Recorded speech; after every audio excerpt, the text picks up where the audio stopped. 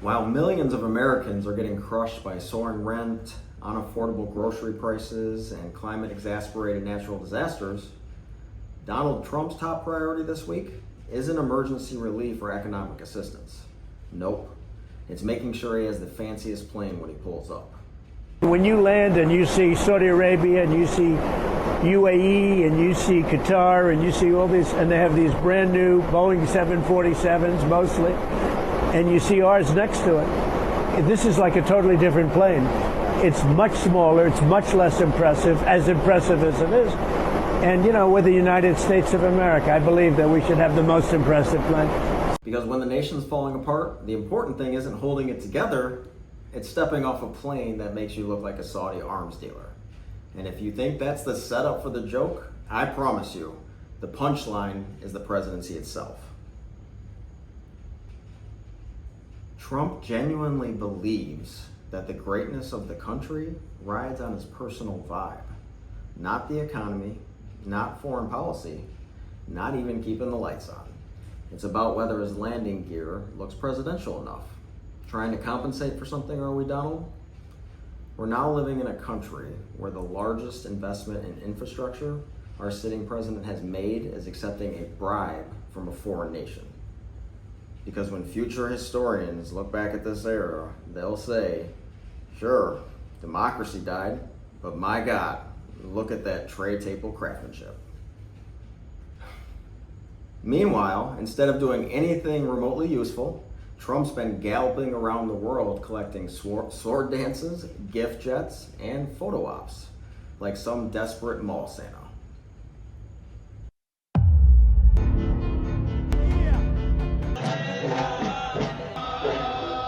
And just like the mall Santa, he's got the outfit, the smile, and absolutely nothing to deliver when the day comes. Because that's what it's about, looking cute and collecting pics for the gram instead of actually accomplishing anything. Take Qatar, for example. They literally gifted Trump a luxury jet worth hundreds of millions. No strings attached, obviously. Just a friend gift between two billionaires who definitely don't have any business interests. Meanwhile, actual American factories are shutting down, but at least Trump's air conditioning will be running at 68 degrees at 30,000 feet. Because when the going gets tough, the tough don't sweat it. After all, they have a jet. They're out of there. Keep in mind, by the way, Trump wants to keep saying this is a free jet. Nothing about this is saving anyone any money. Not only that, but Trump himself said they're only planning on using it until the end of his term. So $1 billion of taxpayer money later, we're going to have a big paperweight of a security risk that Trump plans on calling a library. Not only that, he's already paid for the one that Boeing is making. Something tells me the return policy isn't very forgiving on that type of thing. Back to Trump's diplomatic genius, he's now proposing to lift sanctions on Syria, saying he wants to give a dictatorship that gassed his own people a chance at greatness. I will be ordering the cessation of sanctions against Syria in order to give them a chance at greatness. Sure, because when you hear the words chance of greatness, you definitely think of a regime that drops barrel bombs on hospitals and nerve gases little children. Makes sense if you're measuring greatness by the number of skeletons in the closet. Or actually just in the streets in this case. And coincidentally, totally coincidentally, the new Syrian leadership also offered Trump the opportunity to build a Trump Tower in Damascus. Because nothing says America first, like trading our long-standing commitment to human rights for property rights. And sure, he'll deny it's about self-enrichment. But if you actually believe that, I've got a condo to sell you in Aleppo. Great views, minimal plumbing. And back in the land of branding disasters, Trump's now desperately trying to rebrand whatever he can as America themed, because when people hate your brand, Step one is always make more hats. Still nobody calling it Gulf of America? But hey, maybe if Elon Musk wears the hat while pretending to understand traffic tunnels, we'll all finally start chanting it too. At this point, Trump's marketing strategy is basically, if you print it in enough colors, eventually somebody will get confused. Our people will, at least. Meanwhile, back home, the show must go on. Trump's cabinet pick of clowns continues their circus. A parade of the most competent minds in their fields, no doubt. Transportation Secretary Anthony Duffy went on national TV recently. So I think Newark is safe. I fly to that airport all the time. My family flies out, but Swore up and down that Newark Airport is perfectly safe to fly from. Great, right? Except the second camera stopped rolling. He rerouted his own wife's flight out of LaGuardia instead. Because yeah, sure, safe enough for the American people, I guess. But for him, it is better to be safe than sorry, right? That's the kind of compassion I'm looking for in the person tasked with making sure our airspace is safe. I already know what you MAGAs are screaming in the comments. He was trying to avoid the delays. Imagine telling working families, trust us, it's perfectly safe at Newark. Then your next move is whispering, hey honey, let's not risk it. How about LaGuardia instead? Newark is a clusterfuck.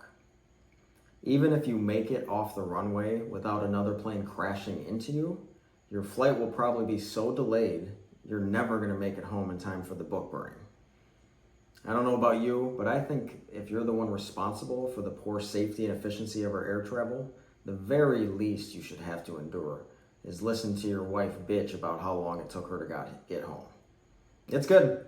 Kennedy, the poster boy for I did my own research, has somehow become our Secretary of Health and Human Services. On PBS NewsHour, RFK Jr., the anti-vaccine celebrity himself, had trouble answering the question on whether or not he would vaccinate his kids against the measles. If you had a child today, would you vaccinate that child for measles? for measles, probably for measles. What I would say is my opinions about vaccines are irrelevant. I don't want to seem like I'm being evasive. Yeah. But I don't think people should be taking advice, medical advice from me. Right. No, I got that. And The best part is when he says, I don't think people should be taking medical advice from me. And the guy replies, yeah, I got that.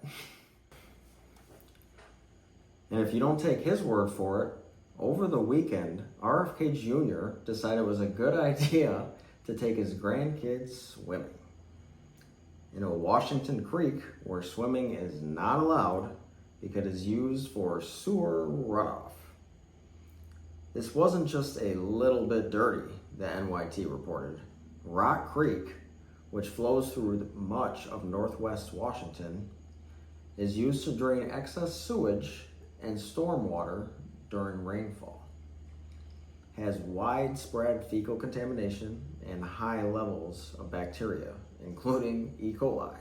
The city was banned for swimming in it in all of its waterways for more than 50 years because of the widespread contamination of Rock Creek and other nearby rivers. Seems RFK takes more of a shrewd approach to his health. They need to fight their own battles. If Sabre really cared about our well-being, they would set up hand desanitizing stations. A simple bowl at every juncture filled with dirt, vomit, fecal matter. RFK declined to comment on the brown outing, but the photos really say it all. The RFK Jr. fecal dip challenge, I'm sure you'll see it again on TikTok. Make America healthy again? All I have to say to that is... And because it wouldn't be complete without the right accessories, he did it wearing jeans. Because if you're going to cannonball into human sewage, why not adding chafing and Denon rash to the infection list? Maybe he thought it was a vaccine booster. What a fucking tool. And yet, in the world of these clowns, swimming in E.coli Creek is a fun weekend activity. Maybe next time they'll host story hour in a septic tank where we can pull the slip and slide out of the waste treatment facility. Fun times. That's all for today's episode of Lies of the Orange Era. See you at the next Porter Potter ribbon cutting ceremony. Make sure you like this video and subscribe to my channel. And let me know in the comments what topics related to the administration you would like to see me cover next.